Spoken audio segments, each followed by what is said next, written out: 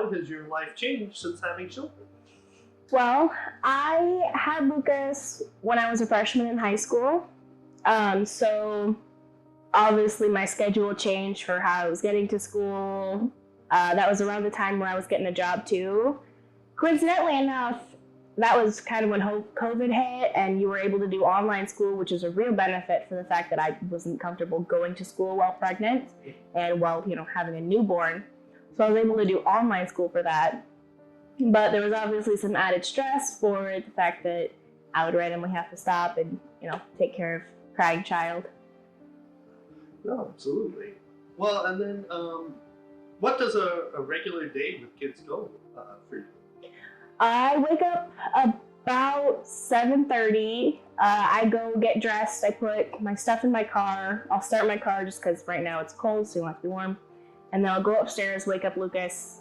Usually I'll grab like 2 outfits and I'll let him pick his just because I read something that letting kids have choices helps them a lot. And he'll pick his outfit, we'll go downstairs, we'll get him dressed, we'll get him in the car, and depending on how he's feeling, he might have a snack in my car. Just sometimes he's more hungry than some mornings because he does usually have breakfast at daycare. It just depends in the morning. I'll drop him off at daycare, which he goes to Head Start, across the street from East High School. He absolutely loves it there. I'll go to school, leave at 2:45, and then I'll go pick him up from daycare. No, absolutely. Can you expand a little bit on, giving your child choices, especially for like a toddler or just, young children? How is that kind of helping? What made you decide to do that?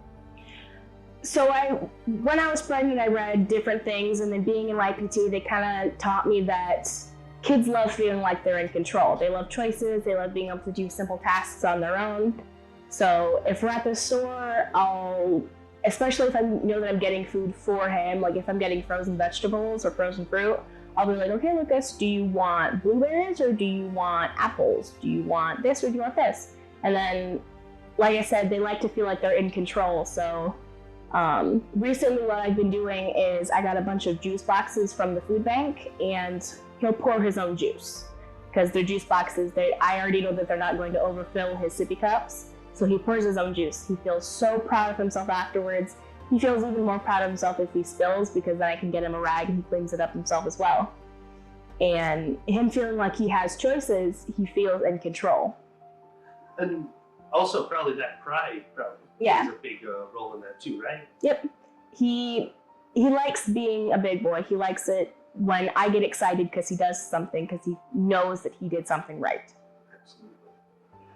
Now, in terms of doing something right, a little bit of change, how does bedtime go for your child?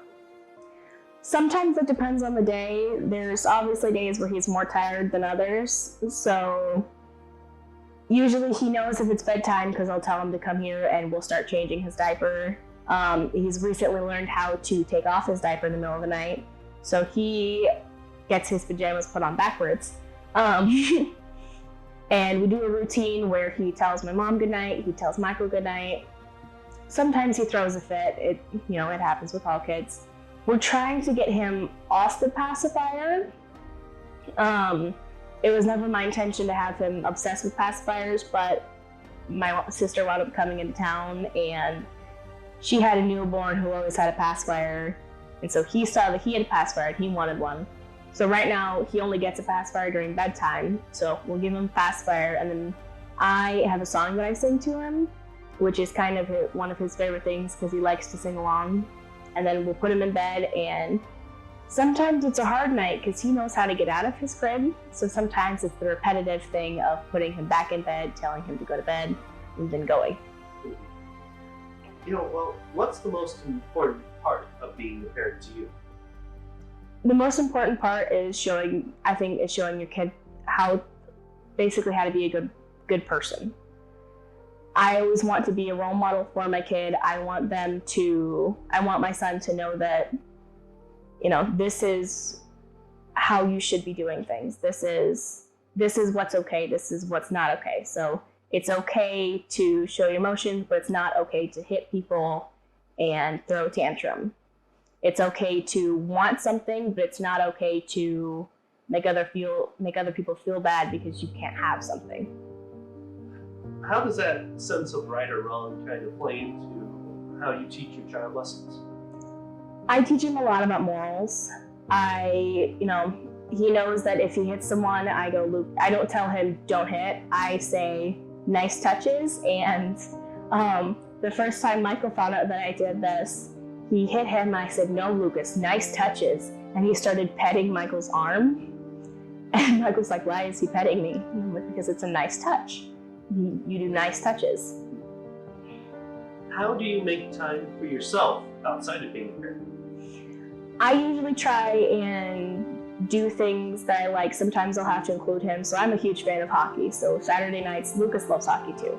So Saturday nights we go and we watch the hockey game and we watch the Blackhawks play. Other times it's a lot of figuring out a schedule to where, so I know that my mother does not work on Sundays. So if I have something planned for Sunday, then I ask her ahead of time if she's able to.